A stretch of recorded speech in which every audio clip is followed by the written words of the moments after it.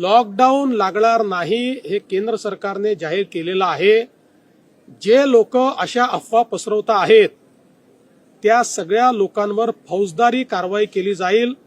मी स्पष्टपणे सांगतो, अशा पद्धतीच्या खोटी माहिती फेसबुक किंवा एक्स किंवा कुठल्याही सोशल मीडिया प्लॅटफॉर्मवर टाकणं किंवा अशा प्रकारच्या खोट्या पोस्ट या व्हॉट्सअपच्या माध्यमातून पुढे पाठवणं, तुम्ही फॉरवर्ड तरी केली तरी तो गुन्हा ठरेल आणि अशा गुन्ह्यातल्या प्रत्येकावर फौजदारी कारवाई होऊ शकते.